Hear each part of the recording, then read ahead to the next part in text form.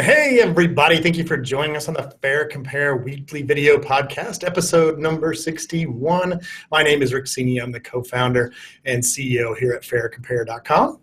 And I'm Ann McDermott, the editor at FareCompare.com. And we got some good stuff to talk about today, including I love your column on the one thing you should do to find a cheap flight. And also, people may not know, but they could miss the last airfare deal zone of the year. It's coming up upon us, yes. And we'll also take a question from a customer and learn about our venturous event of the week, which is a day for a night. And I won't, I'll let you sort of chew on the day for night conundrum there until we get to it here shortly.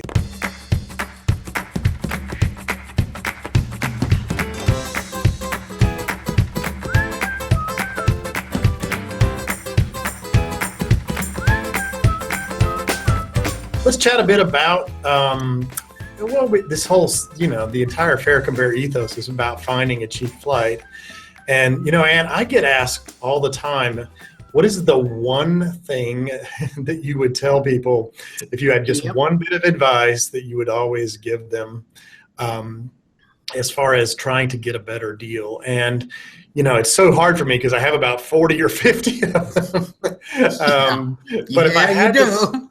And it's a close neck and neck between comparing fares, which is extremely important to do because no one site, no one particular online travel agency, meta-search site directly at airlines has the same prices, even for the same flights in many cases because of the way inventory is controlled and the way airfares are filed. And I think that the second one would be just shop one day earlier than you think you should.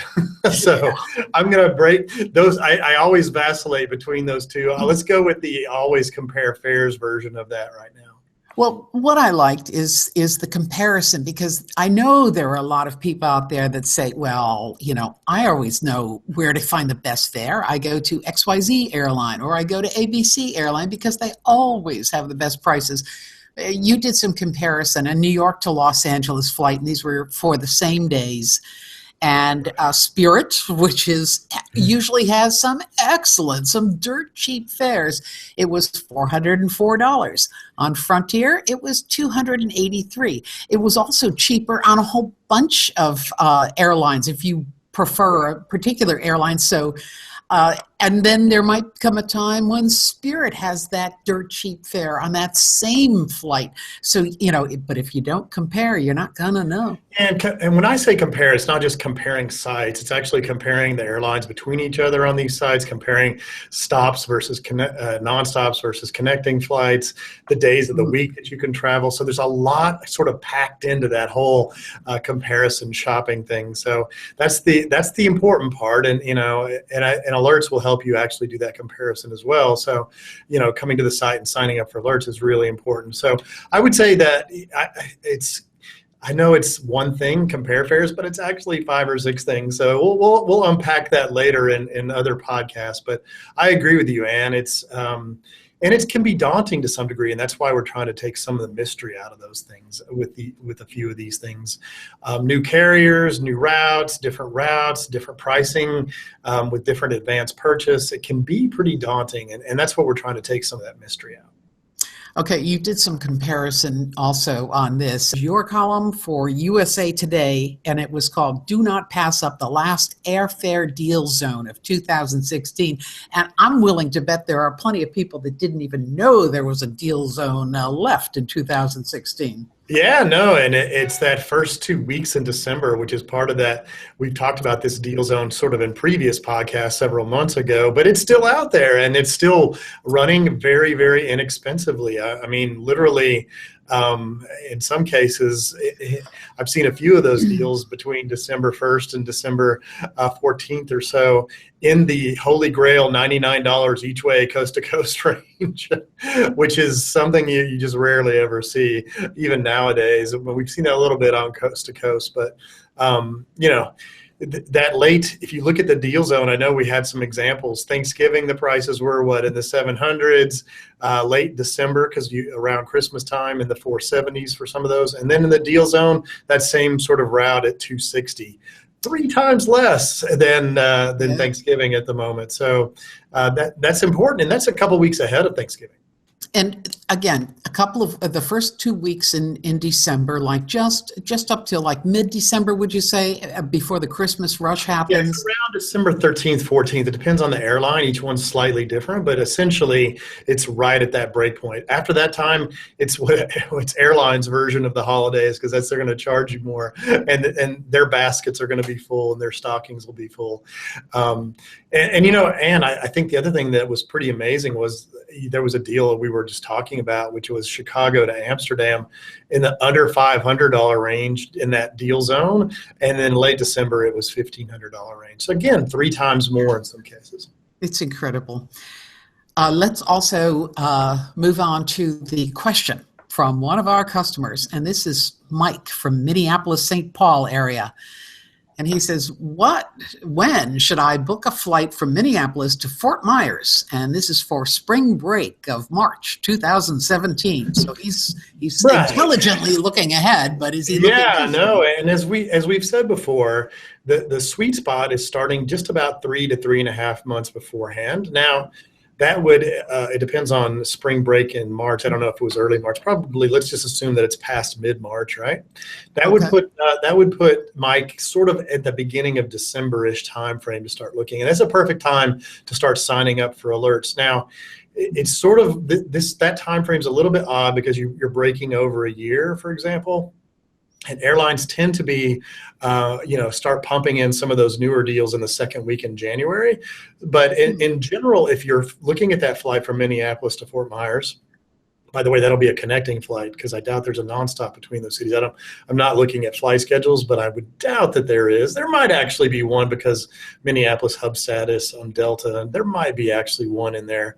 But if there is, you need to be looking at that sort of in the next month or so. Sign up for alerts on the website, but likely you're going to end up buying that flight sometime in sort of the second, third week in January, and that's a perfect time to buy that flight.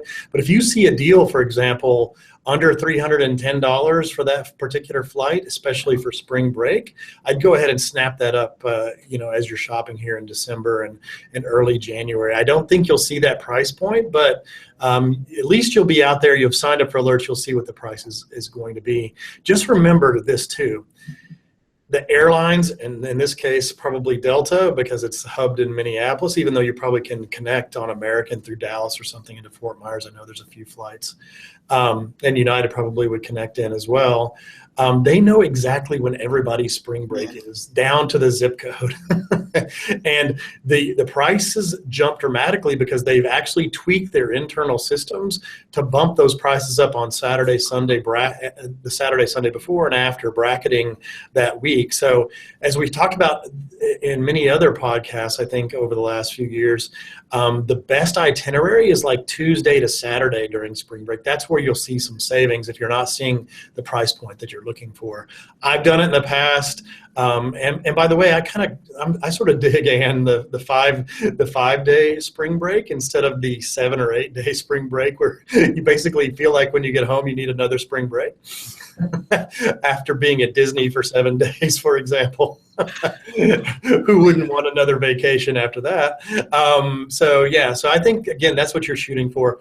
Look in early December, likely buy in sort of the second, third, fourth week in January, and see if you see a price really under $320 round trip, and if you can manipulate that trip so that you don't leave on Saturday or Sunday or come back on Saturday and Sunday, you can save some money as well. Thank you for your question, Mike. And if anybody else has one, please send it to customer.service@faircompare.com, and Rick will give you all the answers. Yeah, I noticed that our Adventurist event of the week is actually Houston bound into George Bush Intercontinental.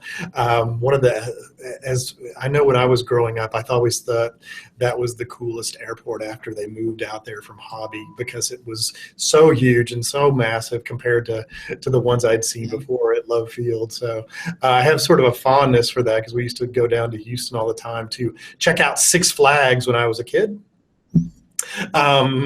because we didn't have as good a one here in the Dallas area in theory. So, yeah, so Day for a Night is an event that has been around for a while. Anne, can you help us out with some of the details? Well, yes, I can, Rick, because I have them in front of me. Day for Night is like a festival. It's music, it's dance, it's a lot of art, and it's this year it runs from December 16th to the 18th in Houston, as you noted, and it's sort of spread out, and it's supposed to be for everybody. I understand even children are welcome. There's going to be things for them, and they are going to have musical artists that you have heard of, Bjork for one, Travis Scott, Aphex Twin. There's a whole bunch listed. Plus, there's going to be a lot of visual art, and I think people are going to be interested in that. There is an app. There is online information, and we've got it all on our Adventurist app, and you really check it out. It might be just the thing for some pre-Christmas, excitement, entertainment, something different. I still can't get over just watching people sitting around with VR headsets on.